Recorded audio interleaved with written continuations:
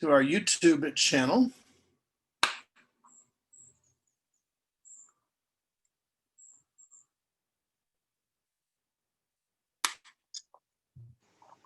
In just a moment, we are done. We are going. And there we are. All right, everybody, welcome. Welcome to our Tea on Tuesdays at 2. Today's session, part of our Prelude to the Holidays discussion. Today we're going to look at Psalm 77 with a question about, has God abandoned the covenant? We'll see more about that when we get into the psalm. But first, a little bit about my tea today. I am having a Celestial Seasonings wild berry zinger, iced with a little bit of fresh lime juice and some soda water. So I've created for myself here a wild berry zinger, spritzer. I guess without the alcohol. Anyway, Celestial Seasonings, a good brand of tea. We've had them before. I've had this wild berry before during our tea on Tuesdays.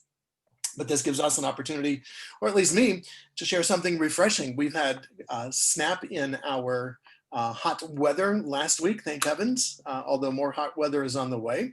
So I'll take advantage of the cooler temperatures with a little bit of a refreshing wild berry zinger drink. As I mentioned, our discussion today is being streamed to our YouTube channel, where you can go back and revisit the discussion. It will also be posted on our on our High Holiday webpage at tbolm.org. So you can go there to catch either the videos that you've missed or to re-experiencing them if you feel you had missed something during the conversation. Today we're going to look at Psalm 77. What I'd like to do is, first of all, share a little bit of a background. One moment. Lawn work going on outside. I share a little bit of a background about Psalms, and then I want to read the entire Psalm for us, and then we will go back and dissect it, take it apart, take a look at the various phrases, and try to envision what exactly the psalmist is writing about. So to do that, first, a look at Psalm 77. First, a little bit about Psalms. There are 150 Psalms in the book of Psalms. Psalms we understand to be songs, or certainly poems of sorts. And for the most part, broken down into 5 different categories. There are hymns. These are psalms of praise, songs of praise. There are communal laments in Psalms, things like by the rivers of Babylon, we sat down and wept, lamenting the Babylonian expulsion. There are royal psalms, psalms about kings, about the success of the kings, the reigning of the kings, and hopefully their continued success. There are individual lamentation psalms, which might be like Psalm 77, but we'll take a look at that. And then there are psalms that are just individual expressions of thanksgiving that we have. The authors that are contained in the Psalms, we've often been told that, well, David wrote the Psalms. Well, traditionally, it's viewed that David was the editor and certainly the writer of some of the Psalms. There are 10 authors that are identified in Psalms, and you see them listed here. We have 2 different countings of them. There's Adam, Moses, Asaph, and we will find that name in this afternoon's discussion. Haman, not Haman, Abraham, Yedutun, Melchizedek, and then the 3 sons of Korach, who are just referred to as the sons of Korach. That gives us 10. Or it's Moses, Asaph, the same people, Abraham, Yedutun, but David and Solomon, the 3 sons of Korach, are counted as 1 author, and Ezra. And again, David is credited with being the editor of the book of Psalms and author of a number of the Psalms. We're going to find a phrase in the Psalm that we're going to read today, and you find it in 71. In about 39 different Psalms, you find this phrase, selah. We're not exactly quite sure what this word means. It could be the beginning of a new paragraph or a new stanza or a new thought. But since 31, the majority of those 39 Psalms begin with Lamnatseach, to the conductor, it is believed that this might be some sort of a musical notation, perhaps something like for a Fortissimo, that there would be either a crash of the cymbals or the sounding of a trumpet, of a shofar, or maybe there was a choral, voices that would come in to sort of emphasize. At any rate, we understand that selah is some sort of either a transition between verses in the Psalms, subjects in the Psalms, or perhaps a culminating kind of event, something to bring out some emphasis in the Psalm itself. Now, Karen Klein, in a regional conference presentation, actually took a look at the Psalm that we're looking at. And through her study of various scholars, Psalms of Lament ideally would contain these 6 things. Some sort of a direct address to God, a petition to God about something, a lament or a complaint, a request for help, an affirmation in the Psalms of the trust and confidence in God to address this, and a vow of praise that, that this would, in moving forward, the psalmist would continue to praise. We will see whether or not those items are in Psalm 77. She herself notes that, maybe not. And so this Psalm 77 might be sort of a unique psalm in the considering it as a song of lament. But we will get to that in a moment. Right now, I would like to read for you, as I mentioned, the psalm in its entirety, and then we will go back through and break out the various components. Lamnatseach al Yedutun, for the conductor on Yedutun of Asaph, a song. My voice is to God as I cry out. My voice is to God that the Holy One may give ear to me. In the day of my distress, I sought out Adonai. My hand, stretched out at night, does not grow numb. I refuse to be comforted. I mention it, my God, and I moan. I speak of it, and my spirit faints away. Selah. You seized hold of the lids that guard my eyes. I am too disturbed to speak. I considered days from of old, years from eternities ago.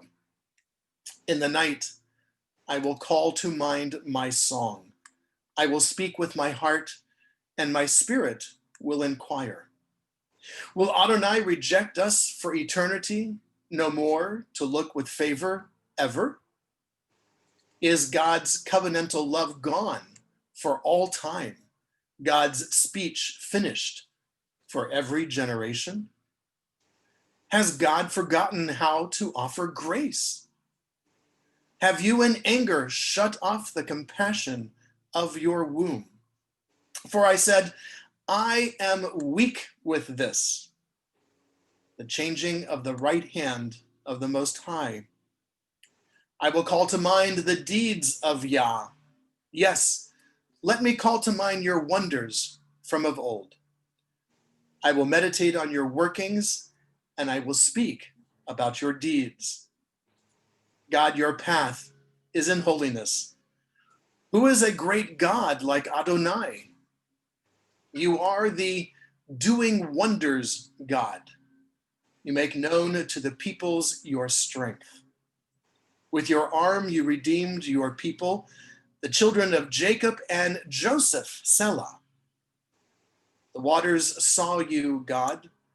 The waters saw you and roiled. Even the angry depths were raging. Dark clouds stormed with water. The skies gave for their voice. Your lightning arrows shot this way and that. The voice of your thunder was in the whirlwind. Lightnings flaked around the world. The earth raged and shook. Your way was in the sea, your paths in churning waters, but your footsteps were not known. You led your people like the flock by the hand of Moses and Aaron. So an initial cursory reading of this psalm, you can certainly hear pain, questioning. What other things did you hear on this cursory first time through reading? Please remember you are all probably muted, so remember to unmute yourself. If there are some initial comments to share before we get into going through this bit by bit to really unlock the vision and what the psalmist might be writing about. But at this point, just some, if there are those of you who would like to share some cursory thoughts and reflections, let's do so before we begin. It feels like it's a retelling of the passage from Egypt into the promised land and everything that they had to endure by calling out to God. And they wonder whether that's going to be it. Are they just going to end up dead there in the desert? Not knowing Good. that God will be their rescue, in a sense. Good, Sergio. Yes, hold that thought about the Exodus. And certainly there is a great question about what the future is going to hold. There's not a whole lot of assurance in this psalm. Other thoughts?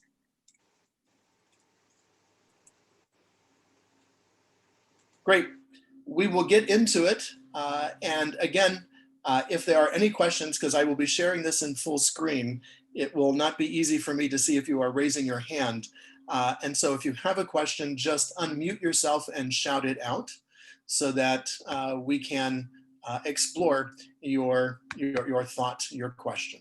So let's get back to our psalm. This is again Psalm 77, and it begins with for the conductor, lam nat seach. So this is a musical conductor on a yedutun. We do not know exactly what a yedutun is.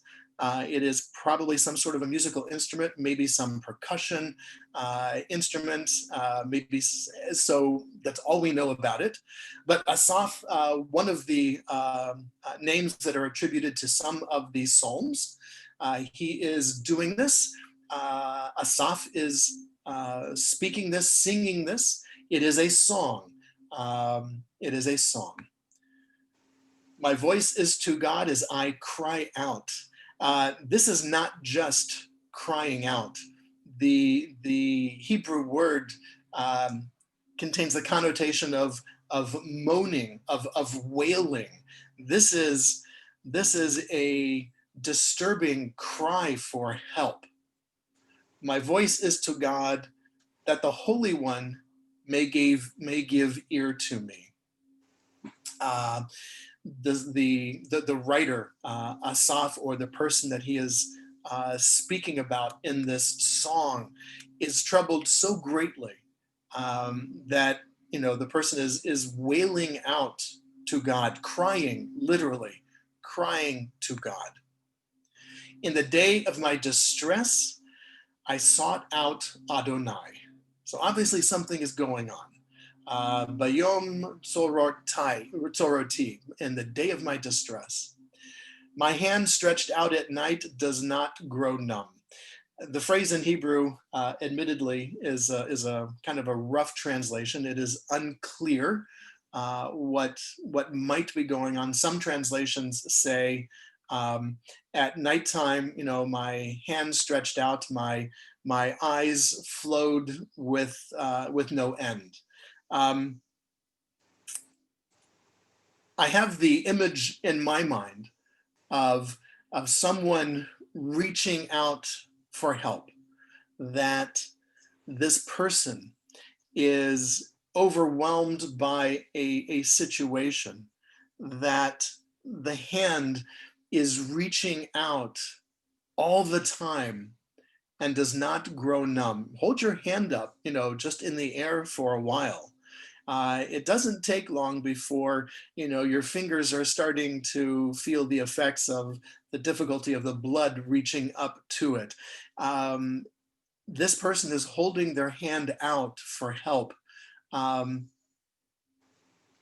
the trouble is so great that no matter how long the hand is held up, it is not growing numb. So overwhelming and so desperate, I think, is this individual, that he's not even noticing, she's not even noticing the tingling in her arm as she continues to hold out for hope. I refuse to be comforted. Perhaps, my soul, here in the Hebrew, nafshi, my soul is not comforted. Something has so troubled this person that there is no comfort to be found. I mention it, by God, and I moan. I speak of it, and my spirit faints away, selah. Another word that we use for our soul, our ruach, ruchi in the Hebrew here. My spirit faints away, selah. Some sort of a perhaps musical crash here. So this person is speaking of these troubles, but note the writer of the psalm doesn't go into what those troubles are. This is what I find so beautiful about this. In the day of my distress, I sought out Adonai. My hand stretched out at night does not grow numb. I refuse to be comforted. As I was reading this, I was thinking about, our days today under this pandemic. I keep reaching out for hopefully some sort of normalcy. And my hand does not grow numb because I'm not finding any normalcy. I continue to reach out for normalcy. And it's not so much that I'm refusing to be comforted, but there is no comfort. There's just not. We talk about it, and indeed I moan about everything that we're having to go through, and I feel faint. My spirit feels very weakened by these days. As I was reading this and preparing for our study, I'm thinking this could have been written today. You seized hold of the lids that guard my eyes. I am too disturbed to speak. This is poetry. What are the lids that guard our eyes? Those are our eyelids. And so, I'm sorry, somebody have a question? Okay.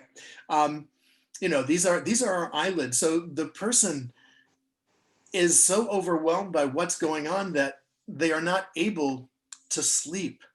And if they do, it's very fitful. It's almost as if something is forcing my eyes, not to close. I want to go to sleep. I'm so tired, but I'm so overwhelmed that I can't even close my eyes, and I'm too disturbed to speak.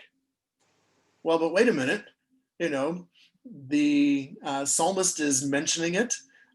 We begin with the psalmist, speaking out to God. So what is the psalmist too disturbed to speak about? I don't think the psalmist is too disturbed to speak about what's troubling the writer of this psalm. I think, however, that it is so overwhelming that the words are hard to come. I consider days from of old, years from eternities ago. What I hear in this is a wish to go back to the way it was. This is nostalgia, the good old days. I considered it days from of old. I remember 2019. We didn't have to do any of this stuff. I remember, decades ago, we had other crises, but, wow, it wasn't as impactful and as, economically devastating as these COVID-19 days. So I remember those days. There's a real longing here to go back to the way it was. In the night, I will call to mind my song. I will speak with my heart, and my spirit will inquire. The Hebrew word here, more than just inquire, this is vichapes. This is a searching out. This is a research. And it's interesting that it's at night. Why at night? Well, because that's when our mind really starts racing. We're done with the day.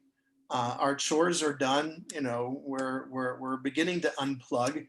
And that's when the things that we have sort of buried into our subconscious begin to bubble up again. In the night, I will call to mind my song. I think maybe here the psalmist is trying to find some strength. I will call to mind, my melody. Indeed, the Hebrew word niginati, a nigun, is a melody. There are no words, it's a nigun. Yai, lai, lai, lai, lai, lai, is a nigun. And that seems to be what the psalmist is trying to conjure up here. I will call to mind, the melody that has motivated me, the melody that has moved me. And I will speak with my heart, and with my soul, I will search out. So whatever has troubled this individual, the individual here is taking a step to try to resolve it themselves. I will speak with my heart, so I will name what I am feeling, and I will contemplate this, and I will search out why this is troubling me so. And then the big question, will Adonai reject us for eternity? No more to look with favor ever? So these bad things are happening. Well, wait, I've done the best I could. I've lived my life, according to the best that I was able to. I have found ways to, do the best job that I can. And yet these things are happening.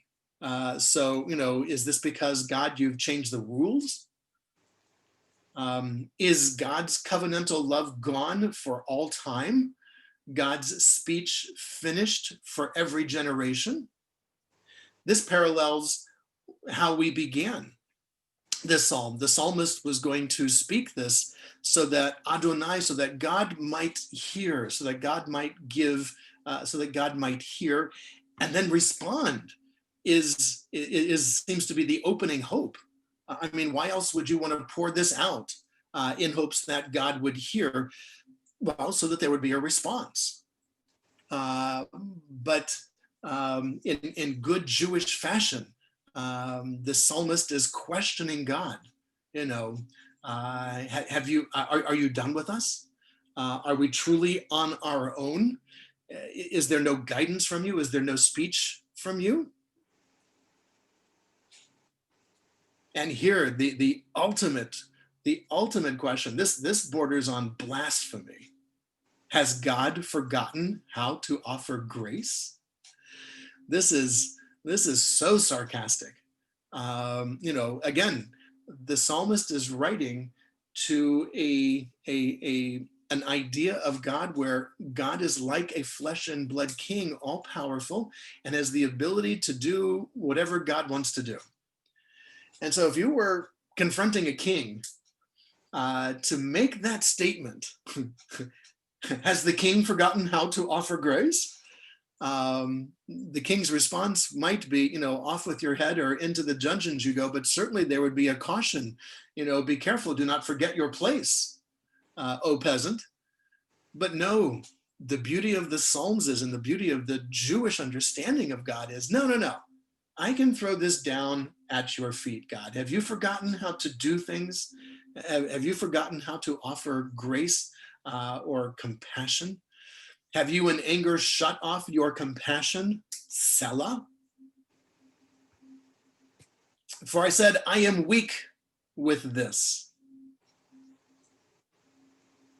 That phrase really resonated with me. I think another way of translating this would be, for I am sick and tired of this. I am weak with this. I am weak with these pandemic days. I am so tired of putting on a mask every time I go in someplace.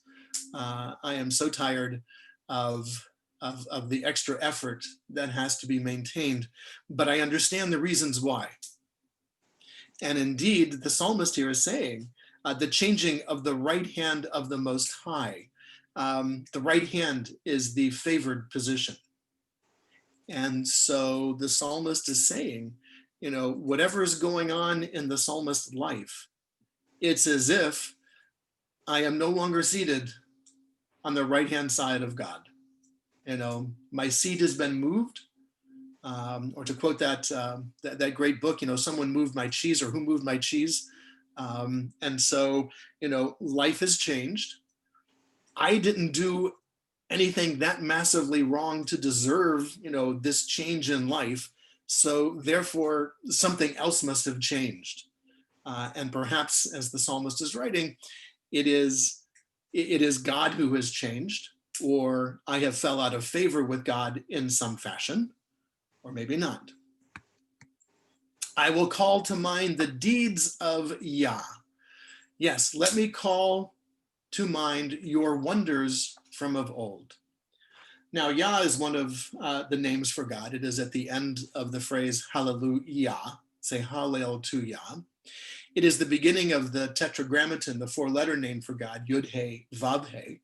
And it is understood to be a compassionate side of God. That the way our rabbis viewed God and that our ancestors viewed God is that God was a very complex being, a bit anthropomorphized. You know, that God got angry, God became joyous. Maimonides, you know, worked really hard to try to undo a lot of that kind of thinking about God. But nonetheless, the use of the word Yah here is appealing to the compassionate side of God. I will recall the deeds of your compassion, God. I will call to mind the wonders from of old. I will meditate on all your workings, and I will speak about your deeds.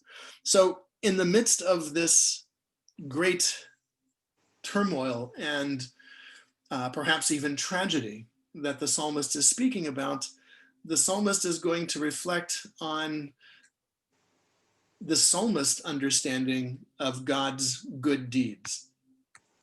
Your path is holiness. Who is a great God like God? And Sergio had tied into this allusion. This phrase, although used, spoken differently, mi el gadol kelohim, you know, who is a great God like our God, like God, calls to mind the phrase from our evening and morning worship services, which will be made clearer in the next verse. You are the doing wonders God. In Hebrew, Atah Ha'el Oseh Fele. Now we've heard Oseh Fele before.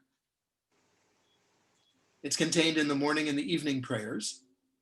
It is from the Michamocha. Michamocha Bailim Adonai, Michamocha Nedar Bakodesh, Norah Tehilot Oseh Fele, doing wonders. So here the psalmist is absolutely calling to mind the story of the Exodus from Egypt, and more importantly, the miracle of the splitting of the Sea of Reeds.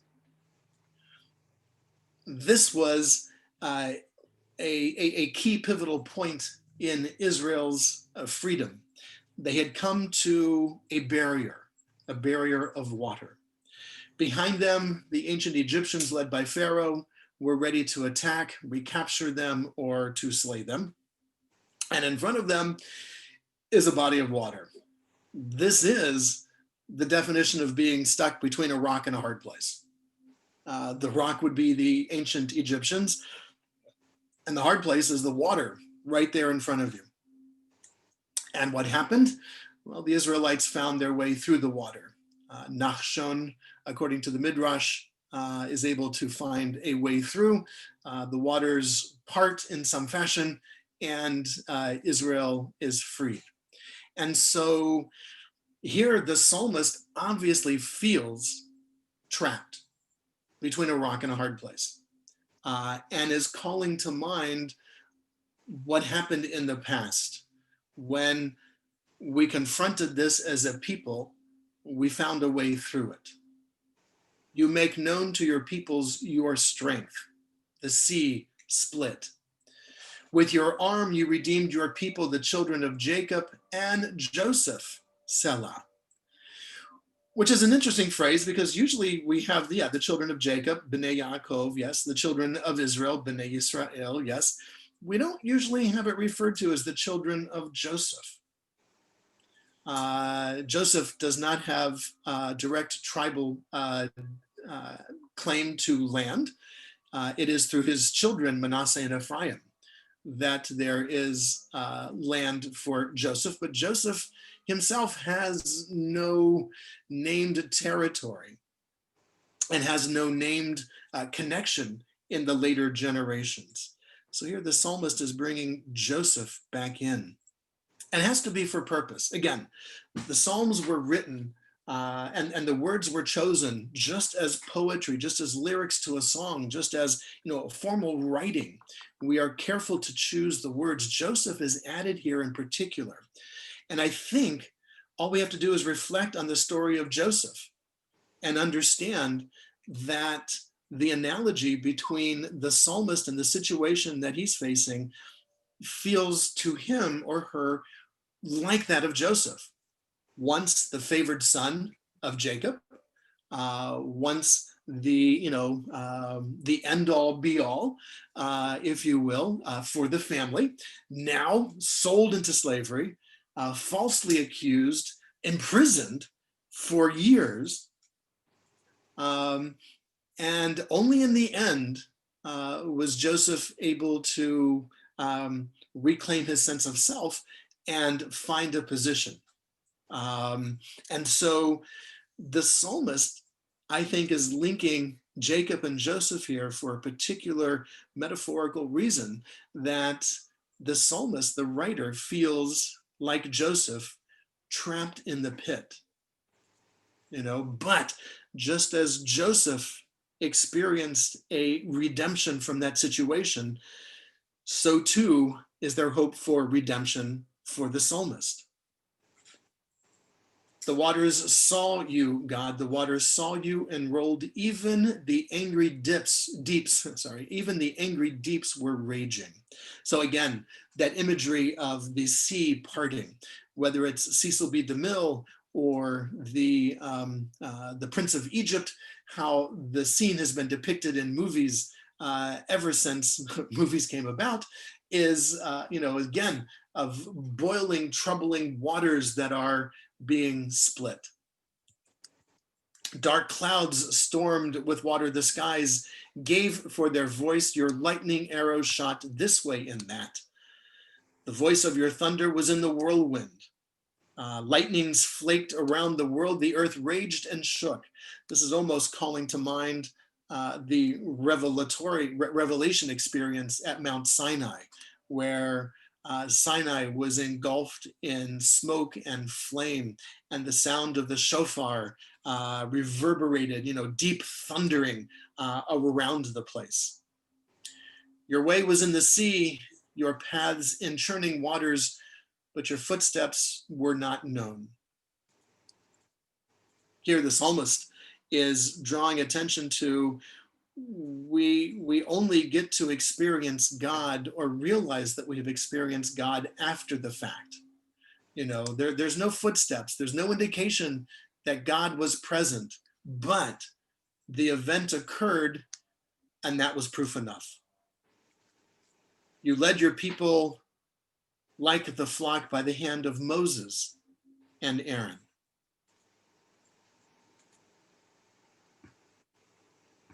So the psalm doesn't present us with specifics what is going on in his or her life. But something has obviously troubled this person. So much so that they don't sleep at night, that their soul finds no comfort. They wrestle with whatever is going on and question whether or not God, is it because you have changed your relationship with us that these things are happening, your relationship with me, that this thing is happening?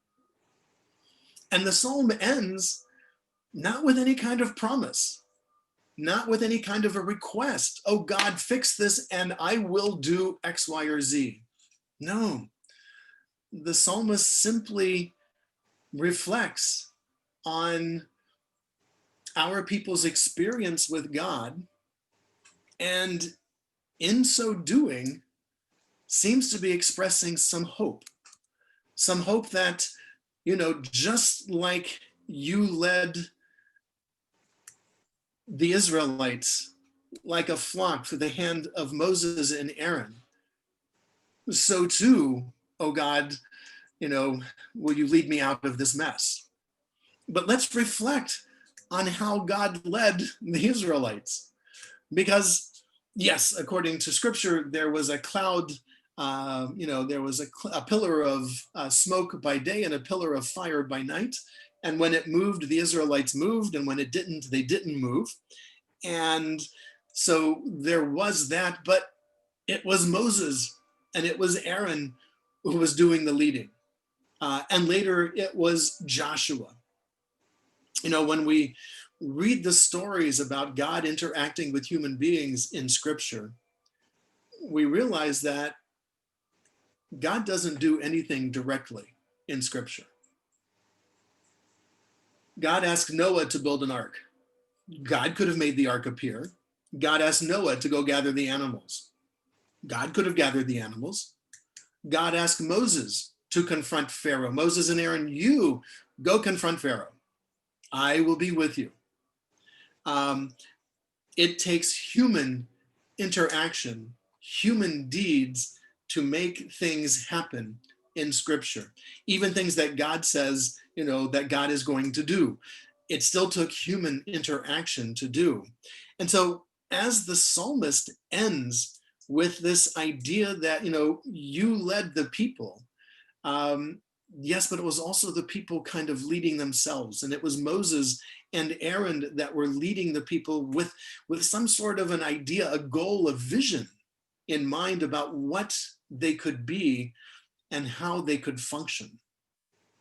And this seems to be the unwritten part of this psalm. I will consider the great things that God has done. The psalmist doesn't ask God to do anything in that psalm.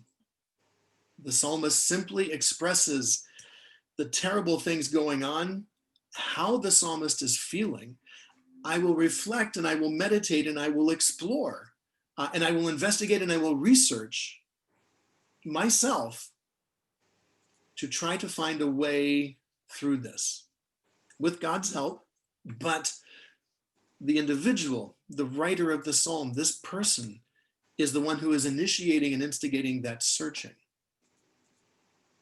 Life is not fair. What's going on is horrible. The writer is feeling overwhelmed, and yet there is hope expressed that just as things changed in the past, so too will things change now, only if I do the work, the investigation and the research. Psalm 77 raises some troubling questions about God, but in the end expresses tremendous hope in the power of the individual to wrestle with these things.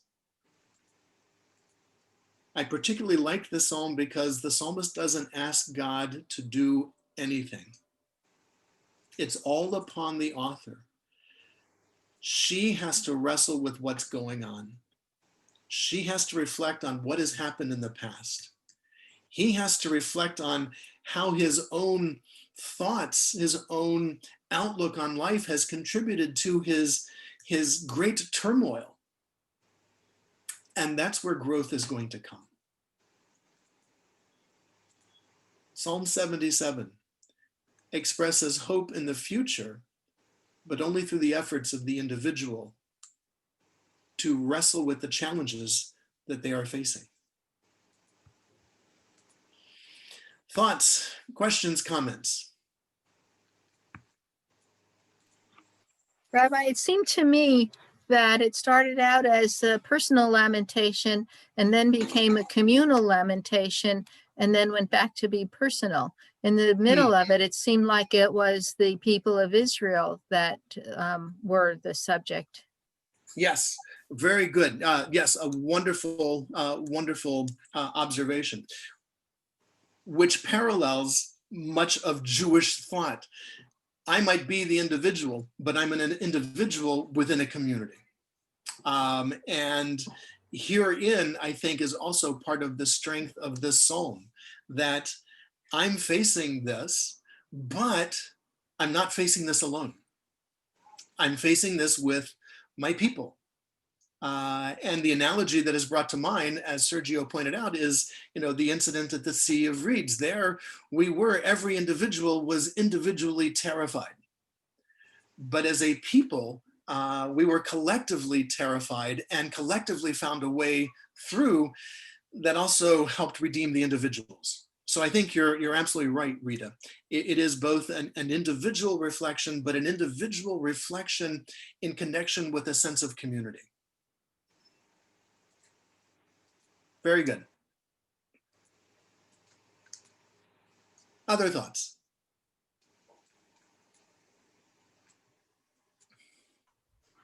Repetition, but it seems to me and to recall what you said earlier, that there's a lot of frustration because the psalmist is saying, geez, in the past, I've asked for your help and it's come. Mm-hmm. What's happened now? What's different? Are you still there? Are you still listening? Mm-hmm. I stretched out, reached at night, but you didn't stretch out your hand. Mm-hmm. Mm-hmm. I'm very frustrated and confused. I need to get out of this. And I agree with Rita.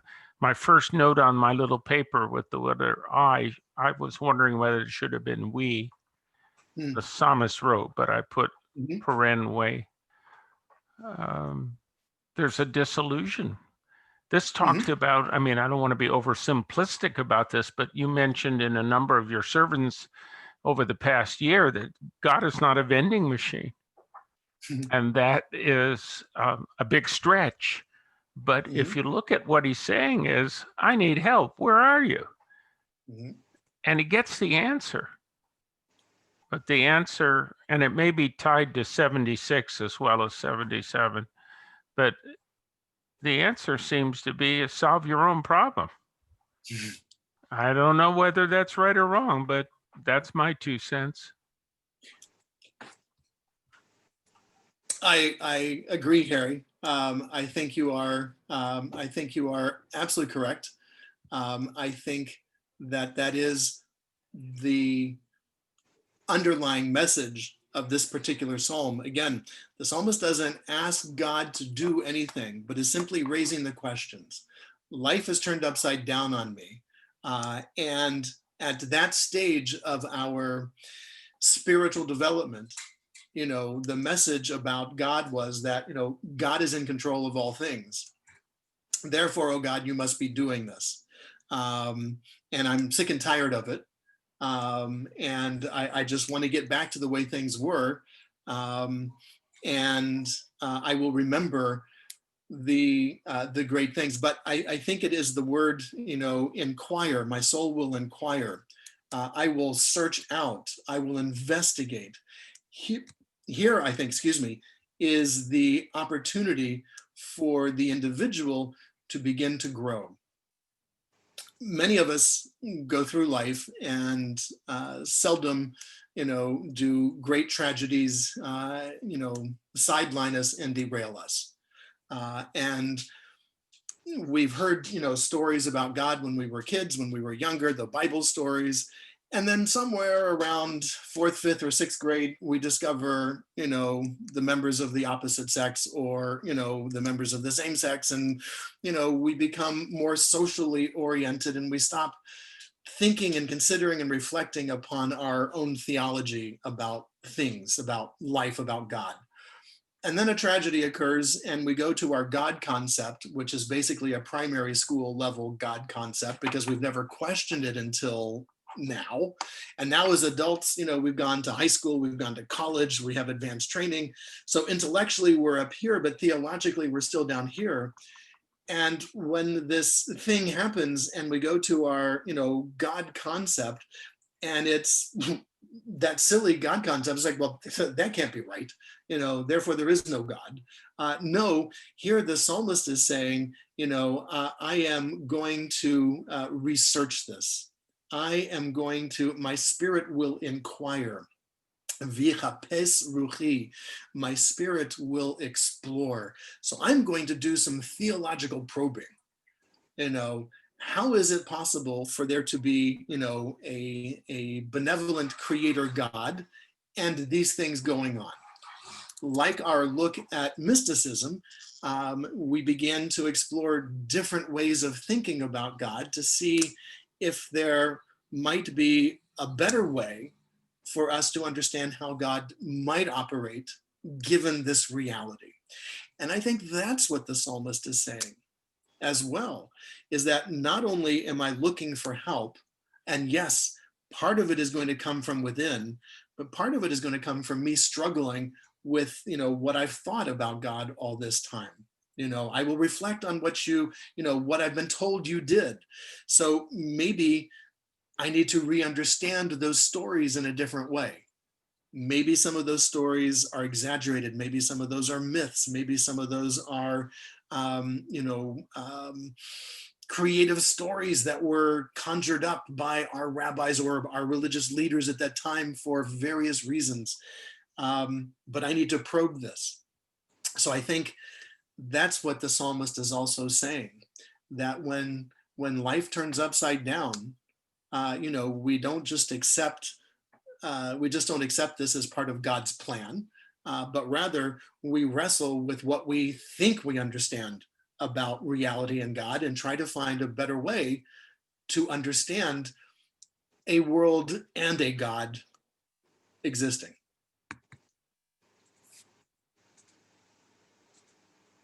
One of our evening meditations goes, when doubt troubles us, when anxiety clouds the mind, when pain clouds the mind and anxiety troubles the soul, or something like that, let us look inward for the answers to our prayers.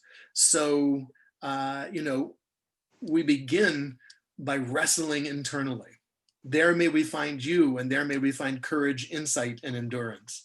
I think that's what the psalmist is also saying. I need to wrestle with this, because that's how I'm going to find my way out of these troubling waters.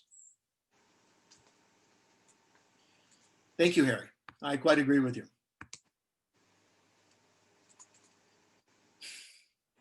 Other thoughts? Great. So the Psalms themselves, I think, contain some of the best writings of human angst, human anguish, human pain, as well as hope in a variety of different ways. What I appreciate about Psalm 77 is that not only does it acknowledge that things have not gone the way the author thought life should be going, but it expresses hope that through struggle and through wrestle, and through struggle, through wrestling, through individual growth, we can emerge from this like the Israelites did from Egypt. And we can emerge from this free of some of those burdens. If we think that God has the ability to fix this, but doesn't, then we wrestle with that and we find a way to resolve why that would be. If we feel that God, can't resolve this and has left it up to us to resolve, again, we wrestle with, okay, well, gosh, that's a very big obligation. And, I certainly didn't ask for this, but all right, how can I find the strength and the courage to be able to do that? Or if I feel that there is no God, that this is just all random stuff that happens that is beyond my control and beyond my ability, well, okay, then how can I as a human being find ways to face the unknown future or the uncertainties about living life with a sense of positiveness and hope? Many of the Greeks held that we humans were doomed because the gods were busy playing with us and we didn't know that. You read the Greek tragedies and it's, the human suffering was caused because the gods were just playing with us. Judaism rejects that idea that God plays with us, but Judaism does accept that life doesn't always work out the way we intended or the way that we hope. And therein lies the big challenge. Okay, so what do you do? Do you say, with the words of Kohelet of Ecclesiastes, that it's all futile? Doesn't matter what we do? Or do we say, well, it does matter what we do, and how I respond to this is not only a demonstration of my character, but also is part of the solution for all of us. So Psalm 77 presents us with this anguish, and at the same time with this hope. I just drew a nexus when you were talking between an emotional experience for me yesterday, watching the movie that you suggested called The Straight Story.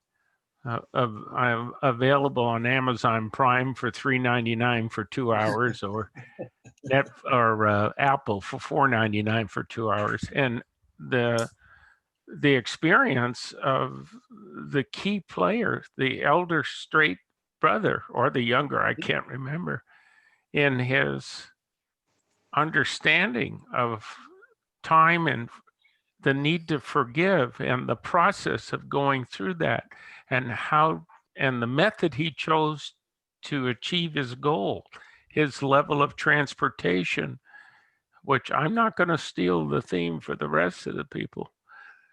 But more important of all, the message that you waste a lot of time, personal energy, and it's self-destructive to hold grudges and anger towards the way things happened in your earlier part of life, that forgiveness is a part of this season of Rosh Hashanah.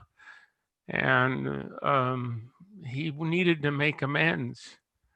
And I was touched, especially when the two brothers met. And I'll interrupt you there so we don't spoil the plot. We won't, but given the fact that Harry Dean Stratton is a phenomenal actor, to have only one sentence to say, which in the entire movie, which is so powerful. And now the commercial ends. There's popcorn in the lobby here. We'll be discussing that during our Slichot service on September the 12th. And that's the other thing about this psalm. We're reading this from, a standpoint of some, tragedy or some crisis that has emerged.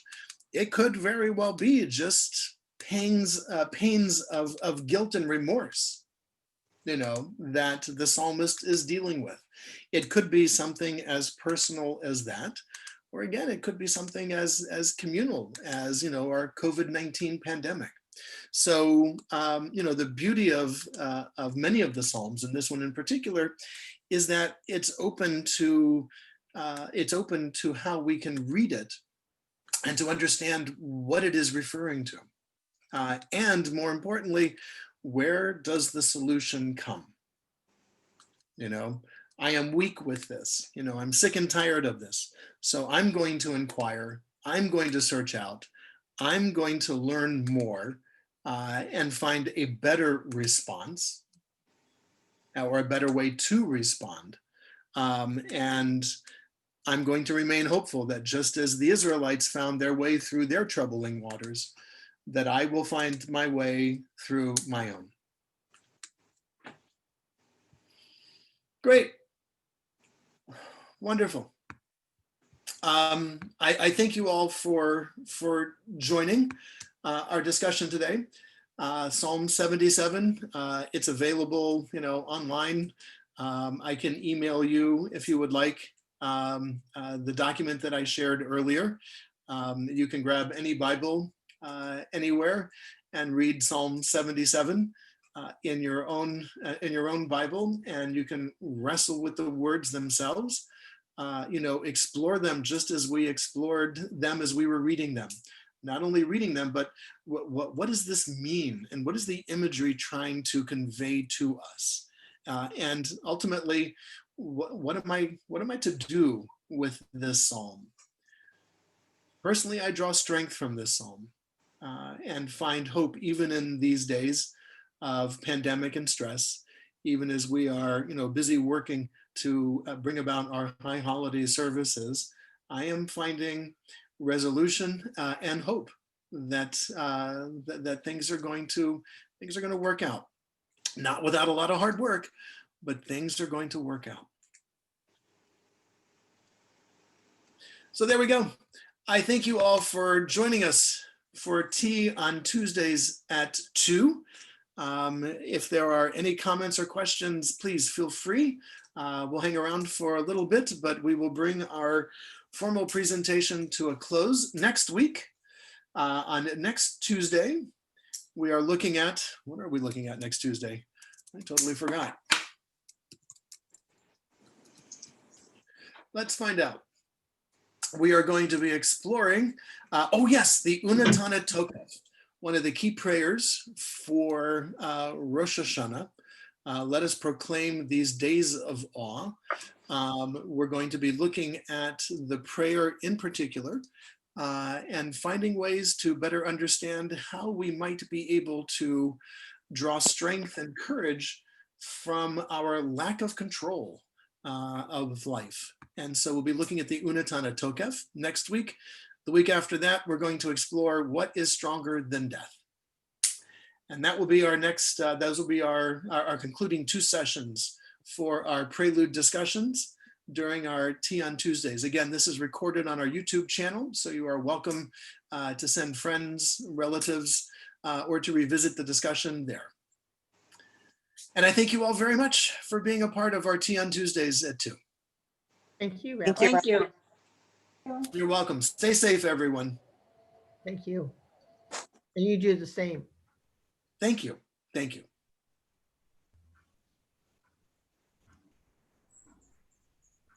All right. See everybody next week. Bye-bye. Till then. Bye-bye, Rabbi.